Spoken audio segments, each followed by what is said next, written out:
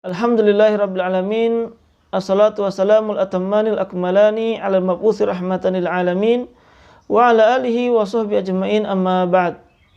Kaum muslimin yang dirahmati oleh Allah Subhanahu wa taala, di antara keutamaan bulan Ramadan adalah Allah menjadikan bulan Ramadan ini sebagai bulan Al-Qur'an, di mana Allah Subhanahu wa taala berfirman, "Syahrul Ramadan alladzi unzila fihi al-Qur'an hudal linnasi wa bayyinatin minal huda wal furqan."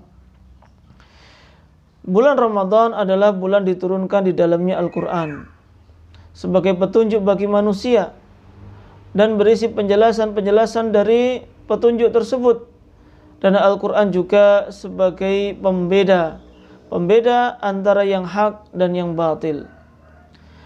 Maka di dalam ayat tersebut kita memahami bahwasanya bulan Ramadan adalah bulan diturunkannya Al-Quran.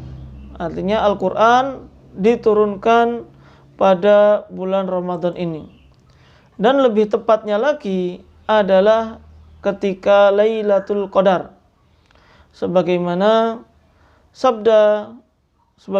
firman Allah Subhanahu wa taala, "Inna anzalnahu fi Lailatul Qadar."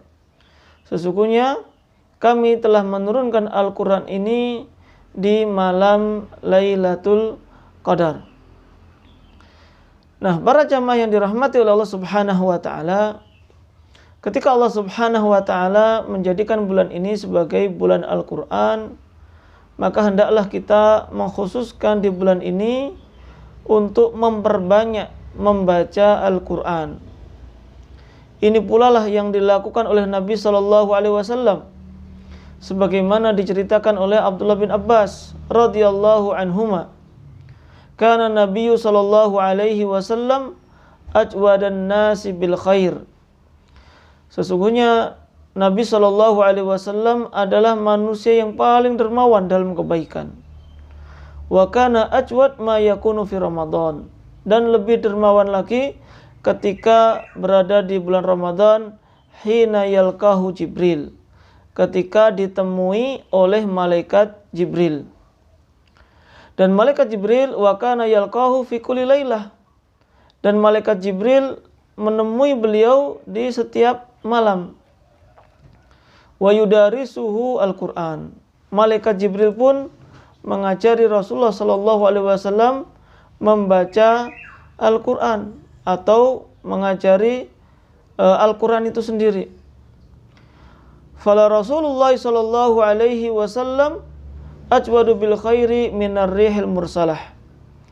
Dan Rasulullah sallallahu alaihi wasallam sungguh manusia yang paling dermawan dalam kebaikan dan lebih baik daripada ar-rihil mursalah, yaitu angin yang berhembus.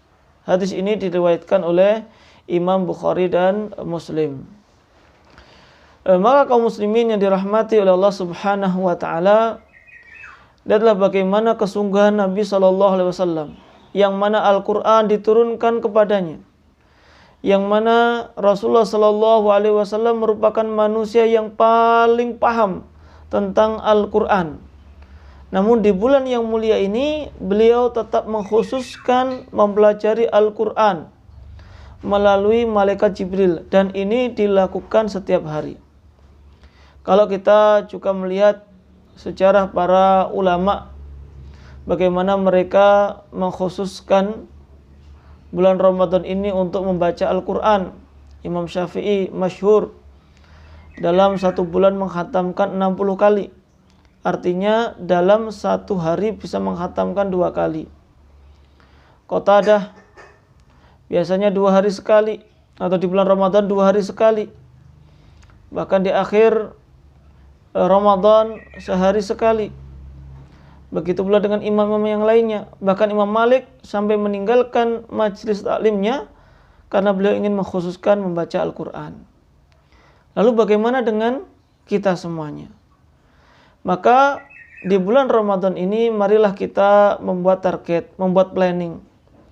Kira-kira berapa khataman Al-Quran yang akan kita selesaikan. Kalau Ramadan yang kemarin kita belum khatam, maka hendaknya di bulan Ramadan ini kita sudah khatam. atau bisa menghatamkannya.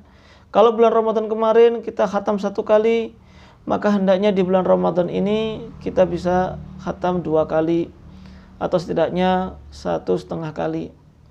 Kita nggak usah membuat target muluk-muluk, ingin seperti Imam Syafi'i sehari 2 kali khatam. Kalau Imam Syafi'i memahami isi Al-Quran, nah kalau kita nggak paham, maka bagaimana kita bisa membaca Al-Quran dalam 1 hari bisa khatam 2 kali? Yang ada justru kita membaca tidak sesuai dengan tajwidnya. Dan ketika membaca Al-Quran juga bisa dengan target yang lainnya, bukan dengan target berapa kali khatam. Namun bagaimana kita bisa meluangkan atau mengkhususkan waktu membaca Al-Quran. Misalkan setelah subuh 10 menit, atau sebelumnya 10 menit, setelah subuh 10 menit, duhur sebelum duhur 10 menit, setelahnya 10 menit, dan seterusnya. Tidak kita batasi dengan berapa banyak halaman, berapa juz yang kita baca dalam 1 hari. Namun yang paling penting adalah bagaimana kita bisa mengkhususkan waktu kita untuk bisa membaca Al-Quran. Semoga Allah Subhanahu wa Ta'ala memudahkan langkah kita untuk lebih dekat lagi dengan Al-Quran dan menjadikan kita termasuk ahli Al-Quran. Wa sallallahu ala nabiyyina Muhammad wa ala alihi wa sahbihi ajma'in.